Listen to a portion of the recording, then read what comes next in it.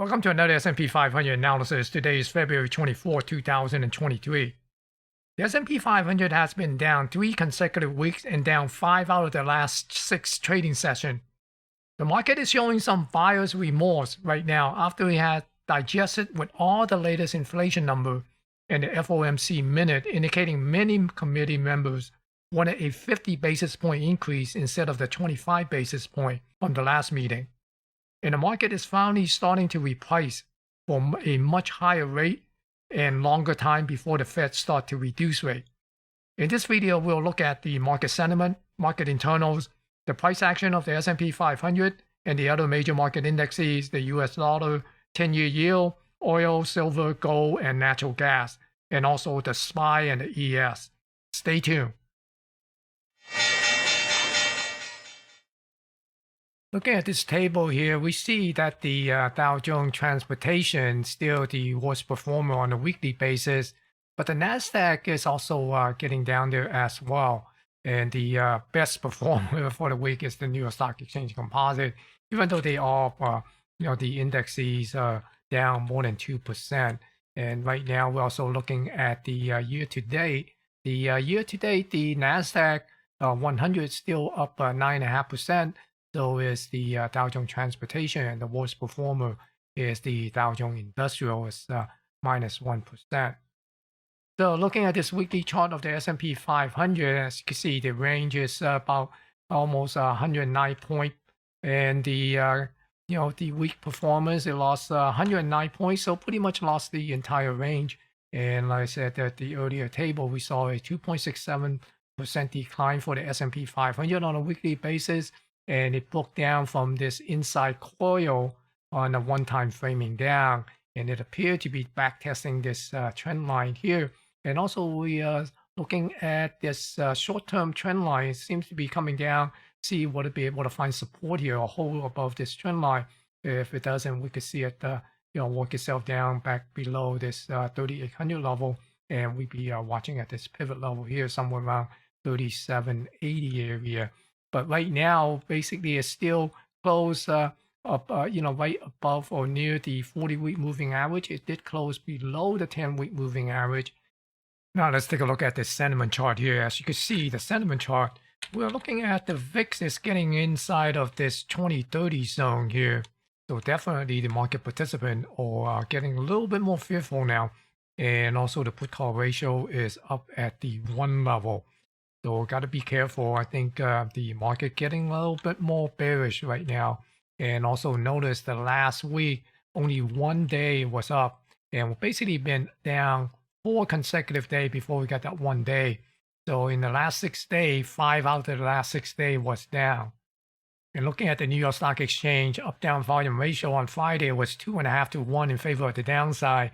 And the daily advance decline, there were 1,291 more declining issues than advancing issues. And the new 52-week high versus the new 52-week low, we only saw 4 more 52-week high than 52-week low. There were 54 stock make new 52-week low and 58 stock make 52-week high.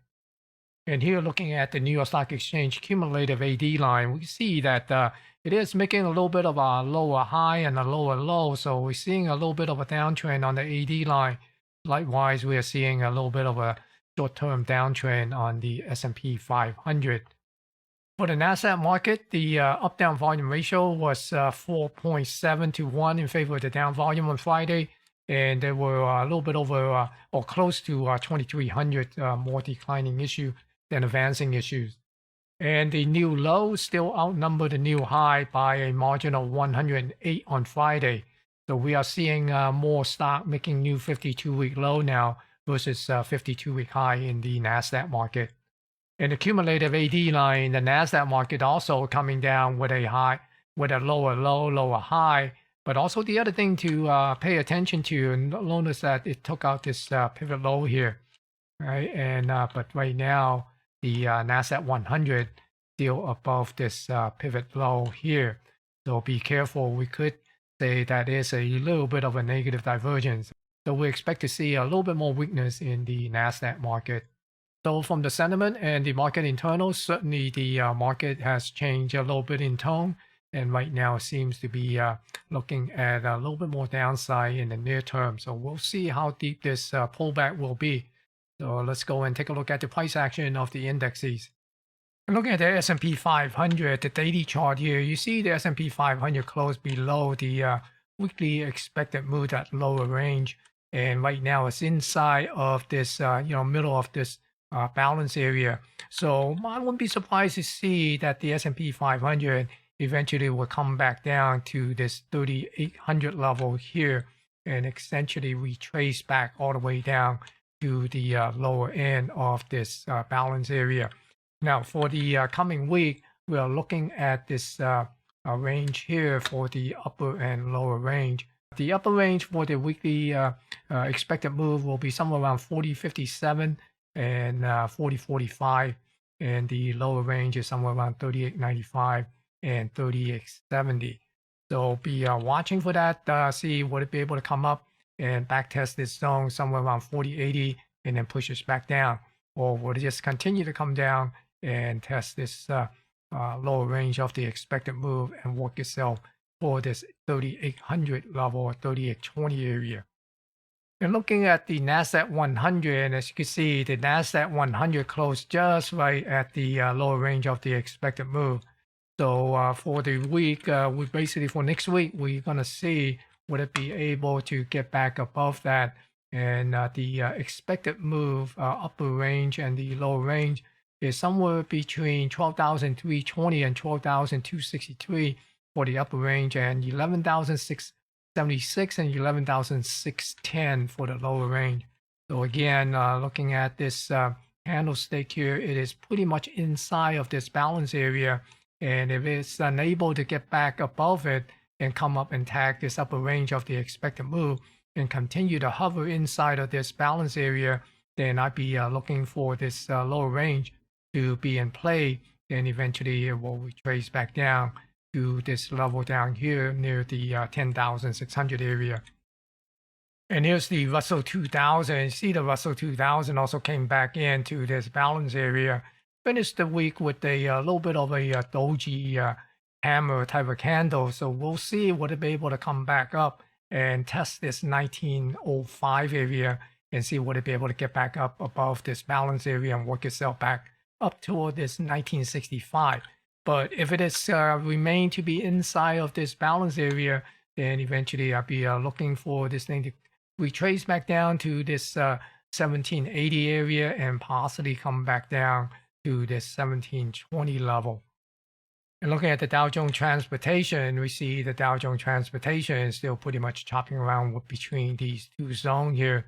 So I wouldn't be surprised to see the transportation work itself back down to this 14,200 area in the coming week and pretty much come down to test this trend line here.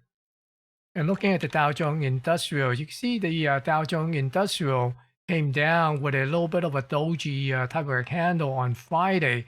So right now it is sitting near this 32,500. We'll see would it be able to hold this level. If it doesn't, then we'd be looking for the possibility for this thing to come down to this 31,700 area. But if we could get back above this 33,167, then maybe it could try to make its way back up to this 34,000. But right now, the key level to watch is basically this 32,500 area. And here, the New York Stock Exchange Composite Index, we see that it came back up a little bit and closed, with a green candle, but it's still, it closed down on Friday, just like all the other indexes. And right now it's sitting underneath this 15,600.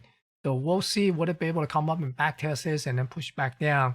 We're looking at the possibility of come down to this 15,240 and possibly come down to this 15,000. Now, if we could get it back above this 15,600, then yeah, maybe you could get back up above this 15,800. But for now, I'm more of inclined to look for it to move lower. Looking at the SPY, the ETF for the S&P 500, you see the SPY close below the weekly expected move here and also below this trend line. So right now, we're basically watching to see would it be able to get back above this trend line in the coming week. And here are the ranges for the coming week. For the upper range of the weekly expected move, be somewhere around this 405 and 403 area. And the lower expected move will be somewhere around this 389 and 387. So we're also looking at this little bit of a intermediate term type of a swing and looking at some of these zones. So right now the price is sitting right at this composite point of control here. And if it dipped below this composite point of control, I'll be watching for price to come down to this zone or this range here, the low range of the expected move down near the 387 and 389 area. Then eventually we'll see it to retrace back down to this 374, 375 area.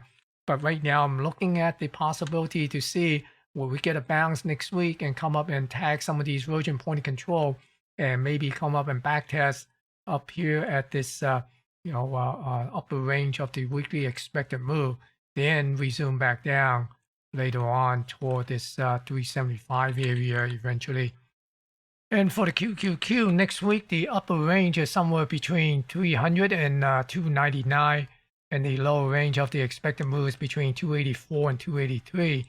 So again, you can see that the price is inside of this balance area. So we'll see would it be able to break back above it. If it continue to move down, then watch this composite point of control near the 282 area. If it come down, take out this lower range of the expected move and get dip below the composite point of control, then I'd be looking for price eventually come back down to the 260 level. Look at this market profile chart for the ES. As you can see, it broke this balance area here. And basically, it broke below this FOMC level that we been watching, this 4073. Remember I saying that if it breaks below that, then all these value up here will need to be repriced because this move was predicated and based on this FOMC announcement, and the market was pretty much looking for the possibility of the Fed easing, the Fed pivot. So right now, it doesn't appear to be the right assessment. So right now, the market is repricing once it lost this level.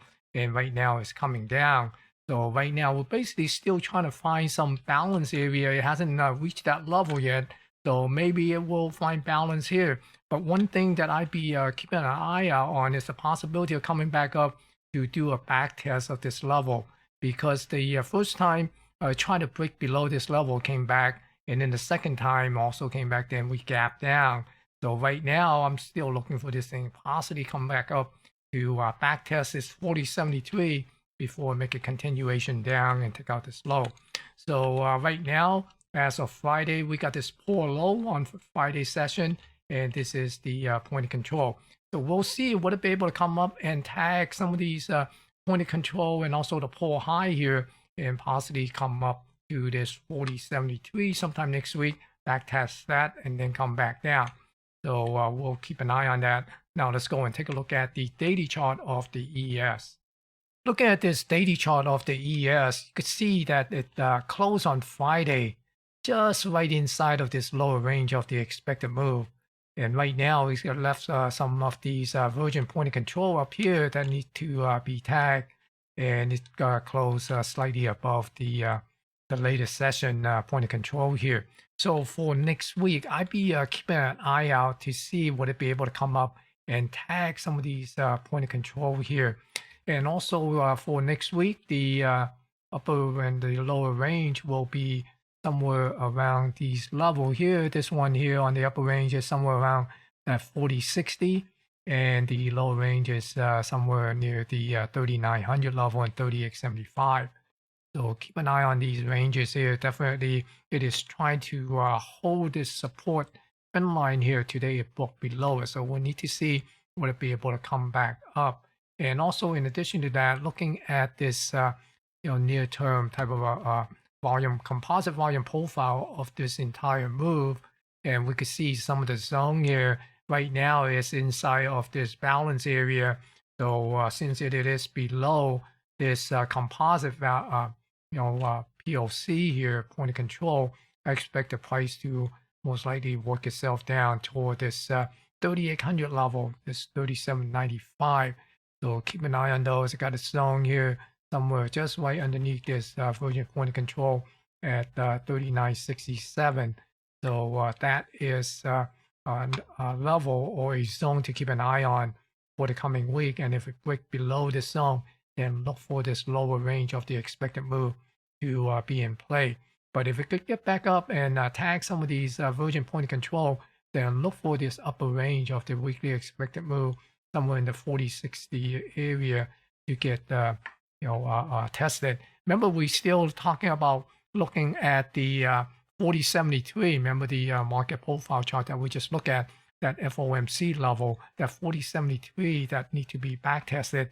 So that could bring up on this point of control here, and also this upper range of the weekly expected move to be in play if we're going to go up and test that level in the coming week. Looking at the US dollar, we see the US dollar making a strong push upward right now. It's got up above the 105 level. So, we'll basically keep an eye on it to see how high would this thing go, because we're basically looking at this 108. That's possibly the next level up.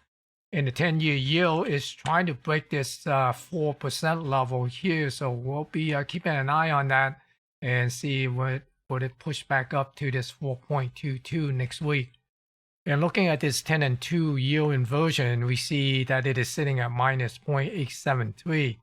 The last low was minus 0.881. So it's getting close to touching that low. So we'll keep an eye on it, and definitely this thing is dipping lower here. Looking at crude oil got a little bit of a bounce this week, came back up above this 75.58 zone and closed Friday at 76.32. So we'll see, would it be able to get above this trend line here? And that means would it be able to get above this 77.50 and see would it be able to push back up to the 82.76.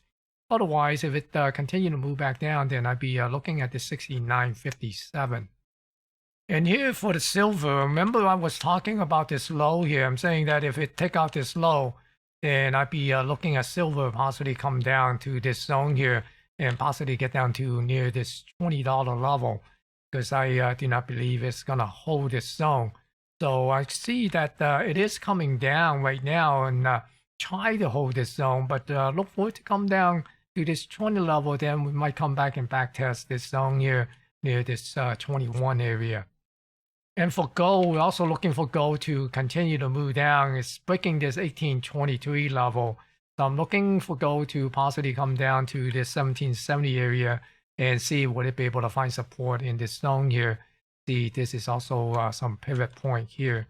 See, this more of a W or the double bottom breakout here to a back test. So we could see gold come back down here and see what, try to find some support down here at this level.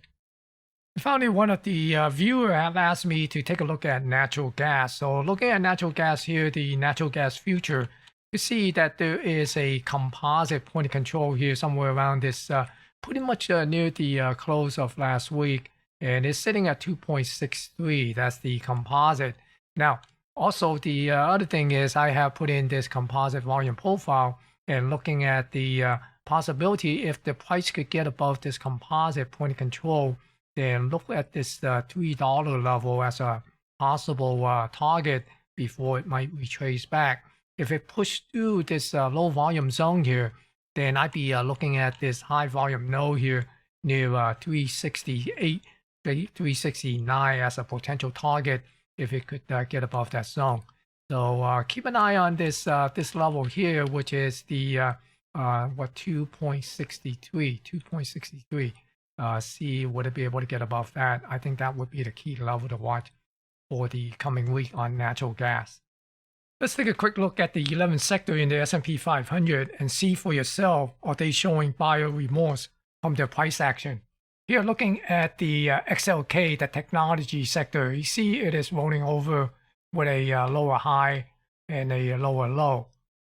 And the healthcare sectors continue to move lower. In the discretionary, the consumer discretionary, again, lower high, lower low, rolling over. The financial rolling over. Communication also making a lower high, lower low. Industrial rolling over. Consumer stable heading lower. Energy moving lower. Real estate rolling over. Material rolling over. And finally, utility moving lower.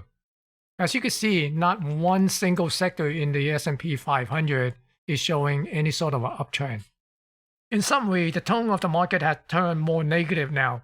It has given back all the gains and more from the last FOMC rate hike announcement and after Jay Powell's declaration of disinflation has started. From the recent inflation number, Jay Powell could be proved to be wrong again on his assessment on inflation. His disinflation assessment will go down just as badly as his claim inflation was transitory. If you'd like to see the market go back up, then wish for an early recession. Market will bottom when the economy enters into a recession. If you are new to this channel and like to see more video like this from me, then subscribe to this channel. And if you find this video to be useful and informative, be sure to smash the thumbs up to give it a like and to help promote this video on YouTube. Thank you for watching and stay safe.